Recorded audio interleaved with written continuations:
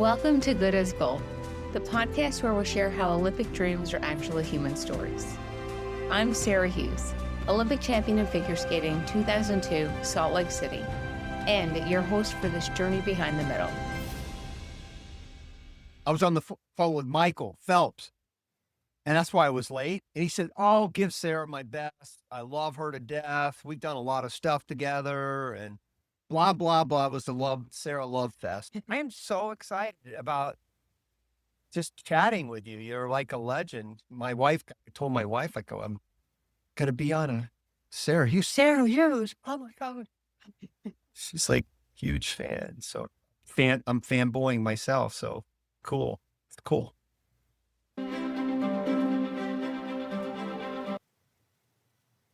Did you know right away that this was something that you'd want to spend a lot of your time doing? I did. It kind of goes back to what you say about rowers being very tight, right? Like, I was an awkward kid, didn't have a lot of friends. And then I went down to the boathouse and I was like, these are my people.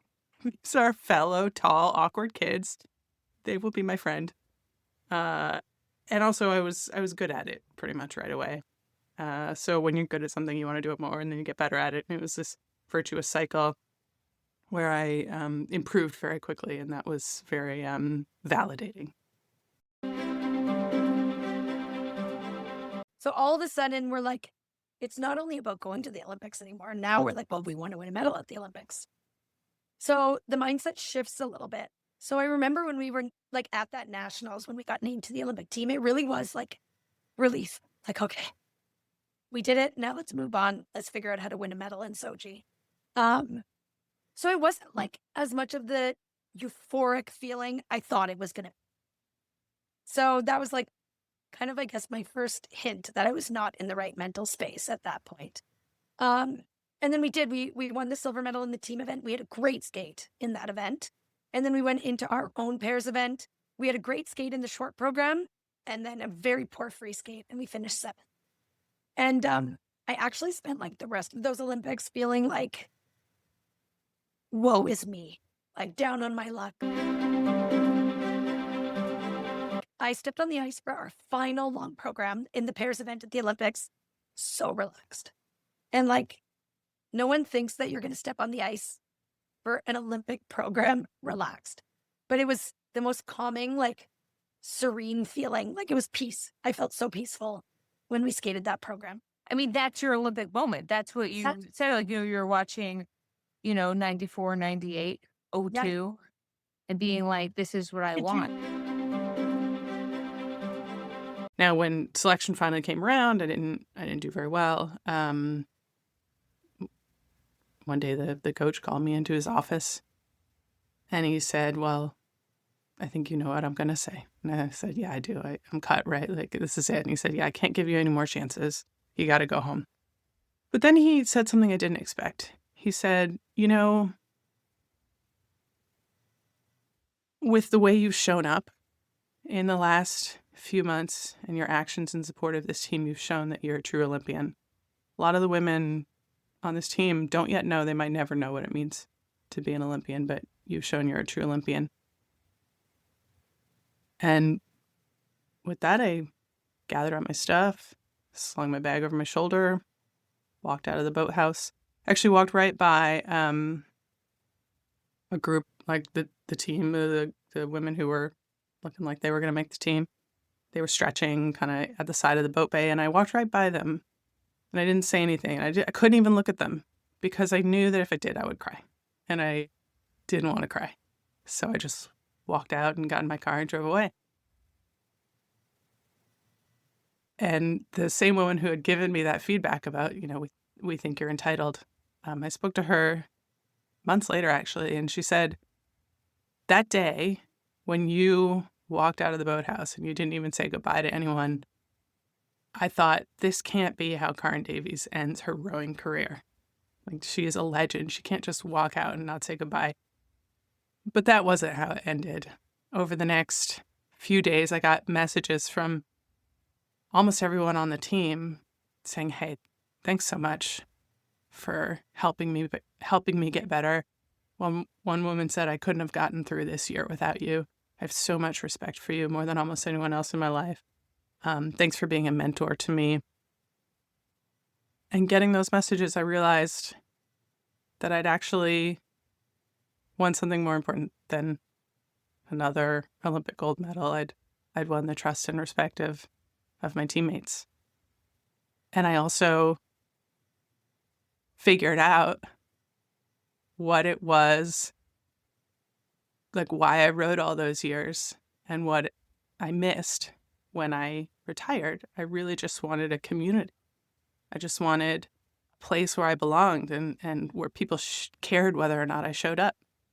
And the thing is, once I realized what I was looking for, I realized also that you can find that in other places in your life if you're just intentional about it.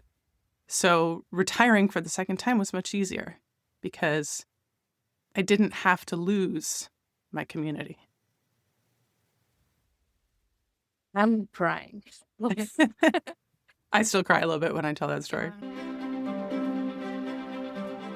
Having one of the best Florida teams of my life, and kind of running off thinking, okay, I think you did it. Like, I think that was good enough, and running into my coach's arms, and we're thinking we did it, and kind of waiting those couple minutes, for the score to come up, because you're like, well, what did they see, or, what did they take off here?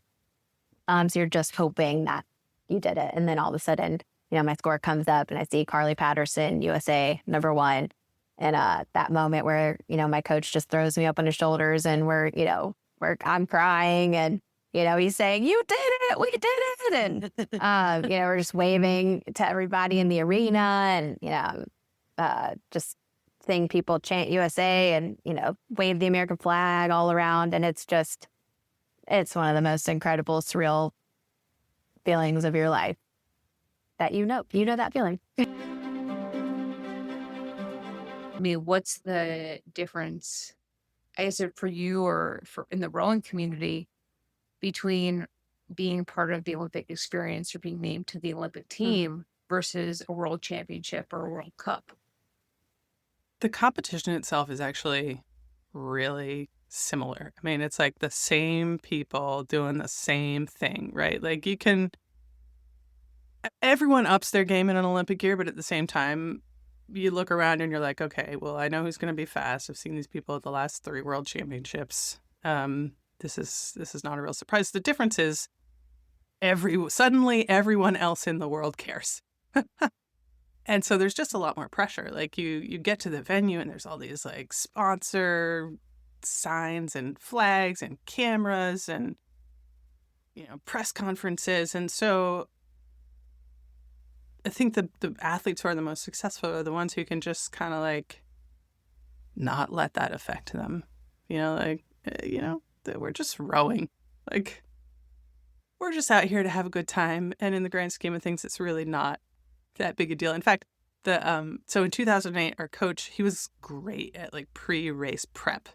He was always so calm, like really good at just like getting us in the right mindset. And his pre-race speech to us in Beijing in 2008 went something like this. All right. So this is just another race. Like, you guys have been winning. Now, at that point, we'd won the last 2 world championships and like every World Cup. He's like, you guys have been winning for years, just like go out there and do what you always do. It's really not a big deal. And we were all like, yeah, that makes total sense. Okay, yeah, we'll just go out there and do what we always do, which is win. And then we did, right? And we get back to the dock and he meets us on the dock and we're about to go get our medals. And he says, you remember what I said about this being another race? That was bullshit. This is the bleeping Olympics, and you just won a bleeping Olympic gold medal. And I just remember feeling like, wait, you lied? But it was exactly what we needed to hear. I mean, when you were in LA in 84, did you feel that support from the crowd? Absolutely. No question about it. I think that was a big part of why I won. I know it sounds corny, but I really felt that energy from the crowd, man. I felt, Most people I ever swam in front of, Sarah, was probably like 20. And all of a sudden there's 20,000, in this big arena in LA or not arena, but outdoor stadium. So I just felt the electricity, and because I wasn't the best swimmer in 84. We could have swum that race 10 times and I would have lost 9 of them. I should have been 4th or 5th. But that one perfect moment and everything worked out perfect on my start. But not to digress, but it really was the energy of that crowd that helped me form. Like life is hard. Gymnastics was hard. Life is hard. And we get to choose whether or not we want to work hard at the things that we are doing, every single day, right? And the priorities that are in our life. And so I just kind of always have that same mindset and mentality from the gym in my everyday life. But also being a wife, being a mom to 3 little kids is my biggest accomplishment, my biggest life accomplishment and dream and goal to raise, the family that I prayed for, the family that I dreamed about. So it's really the most rewarding thing I've ever done in my life. I think like someone like you who's had such, reached the highest level in what you were doing to now have this whole, like seeing like there's a whole life after reaching the pinnacle of something that you thought for the first part or the first few chapters was like everything that you were doing. Yeah, everything. And now to have, find purpose and fulfillment in the day-to-day challenges also. But to be able to like have the tools to overcome things and look forward and support others is really wonderful. Make sure to subscribe, leave a review, and join us on this journey.